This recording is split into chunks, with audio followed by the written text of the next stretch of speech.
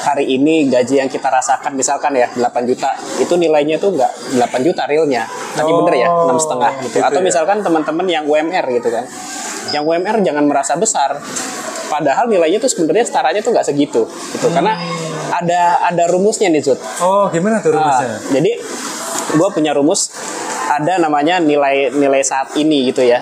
Jadi ada nih, nanti teman-teman biar gampang nanti lihatnya di screen ya, supaya rumusnya tuh tahu. Halo pemirsa, dimanapun berada, bersama aku Zudi dan Om Henry Pratomo. Oke, kali ini bahasanya agak sedikit ke karyawanan, terkait Dengan gaji ya. Jadi kan inflasi itu sebenarnya sudah menggerogoti uang kita. Nah, dari inflasi itu teman-teman harus aware gitu ya. Artinya dari gaji yang mau fitness terima itu sebenarnya nilainya itu nggak segitu. Karena apa? Ya nilainya selalu turun gitu ya. Itu udah sering disampaikan dari video-video sebelumnya. Misalnya gaji 8 juta. Itu sebenarnya nggak 8 juta ya Om Nadia. Iya. Itu bisa cuma 6,5-nya. Nah, itu dia. Karena apa? Ya itu tadi. Karena nilainya itu udah selalu tergerus. Tapi banyak yang nggak aware. Bahkan aku juga mungkin nggak aware gitu. Oh, gede nih 8 juta. Tapi ternyata nggak. Nah, kali ini coba kita mau diskusikan ya. Kira-kira penjelasannya gimana sih?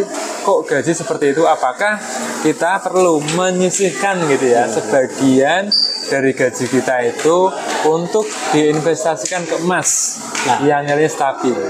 Nah, itu gimana Om? Kira-kira yang tadi soal gaji itu kok soal gaji seakan-akan kita punya 10 juta, ini nggak 10, ini 8 juta, itu kayak gimana penjelasannya? Iya, jadi kalau terkait soal gaji ini gue udah meriset beberapa waktu yang lalu ya. Jadi hari ini gaji yang kita rasakan misalkan ya 8 juta, itu nilainya tuh nggak 8 juta realnya, tadi bener ya 6,5 gitu. Atau misalkan teman-teman yang UMR gitu kan, yang UMR jangan merasa besar, padahal nilainya tuh sebenarnya setaranya tuh nggak segitu gitu. Karena ada rumusnya nih Zud. Oh, gimana tuh rumusnya? Jadi gue punya rumus, ada namanya nilai saat ini gitu ya. Jadi ada nih, nanti teman-teman biar gampang nanti lihatnya di screen ya, supaya rumusnya tuh tahu. Dan ini udah pernah gue bahas nih, kalau misalkan teman-teman di rumah agak jeli ya lihat video yang kemarin.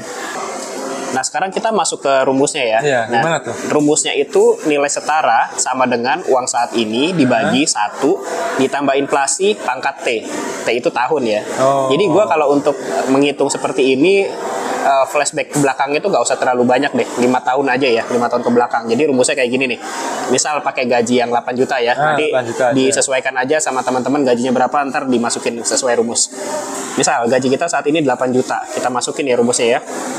Terus inflasi tahunan kita pakai asumsi 4%. Karena rata-rata tuh kalau di online atau di berita gue cek, kita inflasinya itu 3-5% ya. Ini kita pakai 4% aja.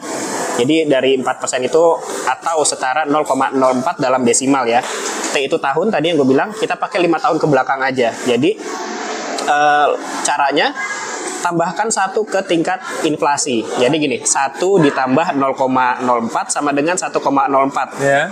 Nah, 1,04 itu kalau kita pangkatkan 5 atau tahun itu sama dengan 1,2167. Jadi sekarang gaji 8 juta kita bagi 1,2167 sama dengan 6.575.416. Jadi nilai 8 juta hari ini setara 6,5 jutaan. Kayak gitu Zut ya. Jadi artinya per tahun itu ada susut 285.000 akibat inflasi. Jadi selama 5 tahun kalau gaji kita nggak nambah atau nggak berubah, nilainya itu nyusut sebesar 1.425.000. Ya, lumayan besar juga ya. Jadi kalau misalnya aku tadi hitungkan pembagiannya 1,21 atau 121% itu iya hampir 20-an persen ya. Iya. Jadi kalau misalnya Moviters gajinya 100 juta rupiah, itu sebenarnya sama dengan 80-an sekian. Itu kalau disusutkan ya dengan kondisi inflasi yang seperti ini, karena kan nilai uang kita setiap tahun semakin menyusut. Itulah dia. Jadi gue tuh punya pengalaman dari zaman dulu ya Zut ya. Jadi setelah belajar keuangan gitu ya, udah mulai aware, udah mulai tahu, agak nyesel Zut. Jadi nyeselnya gini, kenapa dulu waktu dapat uang?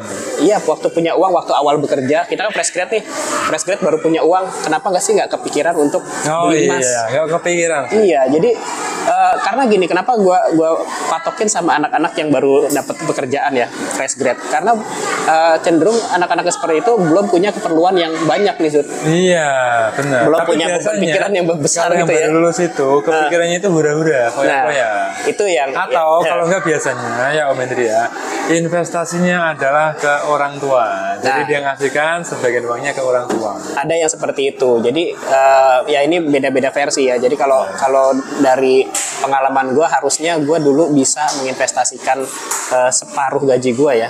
Katakanlah kalau separuh terlalu besar lah, misalkan 30% deh, 30% jadikan emas.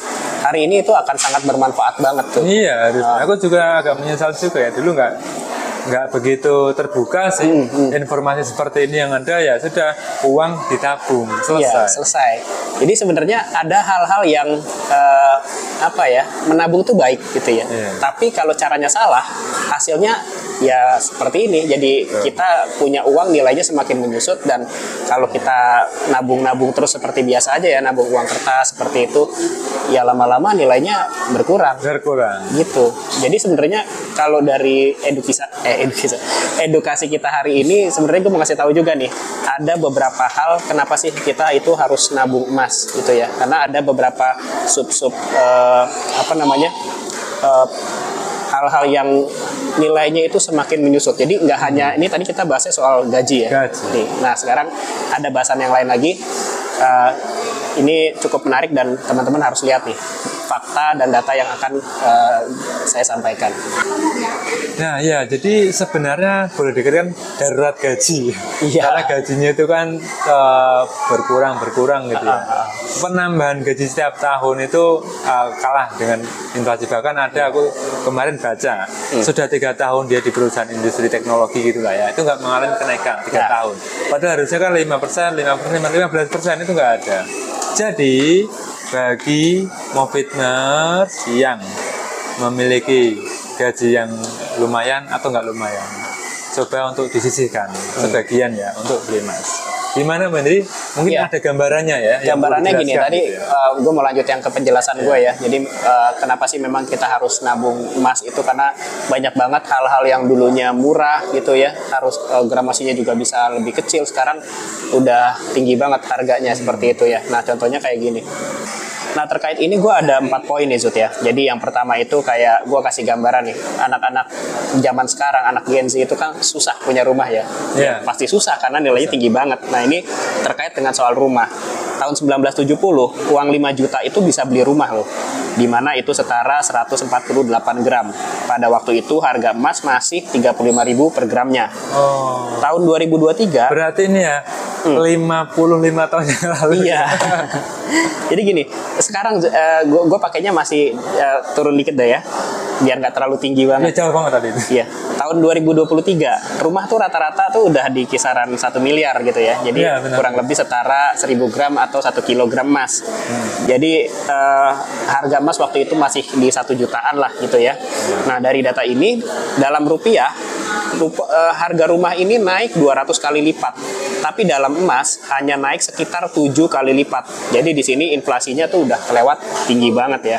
Nah maksudnya gini Zut, kalau kali lipatnya itu dalam gramnya ya. Dalam gramnya. Kalau waktu yang tadi awal itu kan setara 140 gram gitu ya, kurang lebih mendekati ke 1 kilo itu kan. Iya. Kalau gitu. Dalam gramnya iya sih, benar. Iya. Kalau dalam gramnya. Oke. Nah, lanjut tadi rumah ya. Terus sekarang mobil Zut.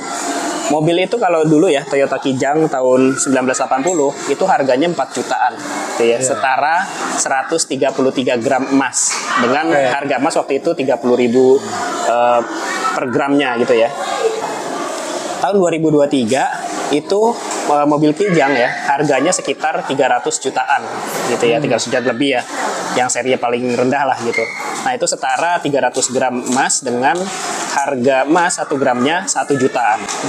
Dalam rupiah naik 75 kali lipat, tapi dalam emas naiknya hanya 2 kali lipat.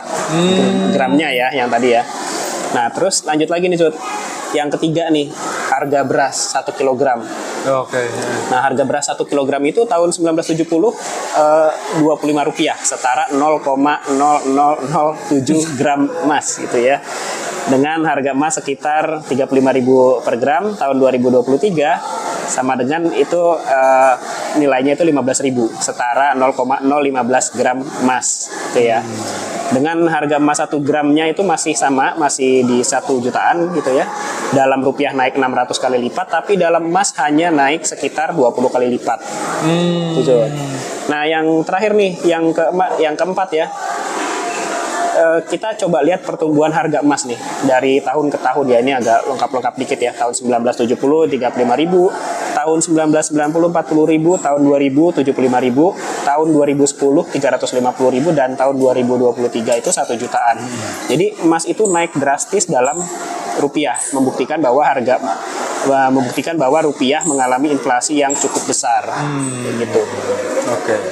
Iya, jadi kita balik lagi ya, memang penjelasannya udah cukup jelas ya, sangat jauh perbandingannya gitu ya, antara uang kertas atau rupiah dengan emas. Emas itu memang stabil ya. Iya, stabil dan dia ikut bertumbuh melawan inflasi. Melawan inflasi. Jadi kalau dilihat dari pendapatan atau gaji teman-teman itu, memang salah satu solusinya adalah mulai melirik untuk beli emas. Karena apa? Tadi penjelasan dari Om Henry sudah cukup jelas kalau nilai emas itu cukup stabil dan melawan inflasi. Bayangin misalnya tadi gaji setiap tahun naik 4-5%. Inflasi itu bisa lebih dari itu. Bisa lebih, mungkin 7%, 8% gitu ya. Nah, artinya apa? Ya gimana caranya bisa uang kita itu tetap bertahan melawan inflasi? Ya, salah satu solusinya ya beli emas itu. Betul. Ya misalnya ada instrumen lain, katakanlah kripto, saham, yaitu sebagai additional revenue. Artinya apa? Ya kan biasanya kan itu dalam bentuk uang kertas kan. Tahu-tahu nanti ya syukur kalau untung, kalau boncos. Kalau boncos gimana gitu tapi yang jelas bisa jadi selain gaji atau pendapatan lain, entah dari saham, dari sampingan, itu alangkah baiknya ya kita belikan emas. Betul. Nah, dari yang udah kita bahas ini Zut ya, padahal kita udah kasih data, fakta gitu ya, masih banyak orang-orang yang bilang kalau investasi emas itu rugi, investasi emas itu nggak menguntungkan. Padahal sejatinya tuh bukan seperti itu ya, karena banyak orang-orang tuh kalau mendengar kata investasi gitu ya, mindsetnya tuh udah pasti kayak cari untung, cari cuan gitu kan. Padahal kalau di emas ini konsepnya adalah kita menahan kekayaan kita nih, hari ini yang kita dapatkan kita tahan supaya bisa kita nikmati di masa depan 5 atau 10 tahun kemudian dengan nilai yang sama. Jadi gitu. Tuh. Kayak kayak menahan nikmat dunia ke nikmat surga. Nah, itu. Jadi harus menahan, sabar 5-6 tahun, memang jangkanya itu nggak pendek. Jadi kalau menurutku tadi yang bilang investasi emas rugi itu yang jangka pendek. Jangka pendek ya. Karena apa? Aku salah satunya yang mengalami. Jadi beli tahun 2023, dijual tahun 2024 itu masih pendek ya. Tapi sebenarnya nggak rugi amat. Cuman hitungnya masih ya nggak banget sih. Apa namanya, selisih keuntungan yang lo dapat tuh nggak maksimal ya. Karena ada buybacknya itu sih. Tapi kalau misalnya tadi Om Henry bilang belinya tahun 2018 gitu ya, terus jual 2025 sih untung gitu. Iya, pasti untung. Nah, jadi Movitners ini akan kita sampaikan kalau memang investasi emas itu nggak melulu hanya untung rugi, atau intinya kalau misalnya kita main di trading adalah profit dan loss itu ya udah mungkin agak beda. Karena apa? Tujuannya investasi emas ini adalah untuk menangkal inflasi yang cukup kuat, kita tahani dengan punya emas. Nah, jadi kalau misalnya bilang untung rugi ya mungkin agak kurang pas ya. Tapi kalau memang kita investasi itu nggak cuma setahun setengah tahun ya, kita harapnya agak lama. Kalau mau cepat-cepat ya mungkin beda instrumentasi. Betul, beda ini yang paling aman seperti itu. Nah, jadi sudah cukup jelas penjelasan dari pembahasan kita terkait dengan gaji, uang ya. Gitu ya. Jadi intinya kalau gaji memang sebaiknya instrumen emas itu perlu alokasikan ya. Dialokasikan Entah berapa persen. lebih Nggak harus besar kok. Lebih agak sedikit lebih banyak deh. Ya, Itu tapi kan nggak yang harus besar gitu ya, karena ya tahu sendiri lah pos-pos untuk dari gaji itu kan macam-macam ya. Yang jelas harus ada meskipun itu sedikit. Oke, jadi apa yang kita sampaikan itu sebenarnya apa adanya ya, nggak terus kita ini harus mas ya, enggak, ini terserah dari mau kita mau kayak gimana. Ini gambarannya aja ya. Gambarnya seperti itu. Jadi kesimpulannya ya, bagi yang punya uang tolong sisihkan untuk menyimpan emas, Ya. simpan emas sampai 50 tahun kemudian. Oke, jadi udah cukup jelas. Semoga apa yang disampaikan kita itu bermanfaat dan tongkrongin terus channel Mofid Indonesia, tempatnya untuk Cari ilmu. Dadah.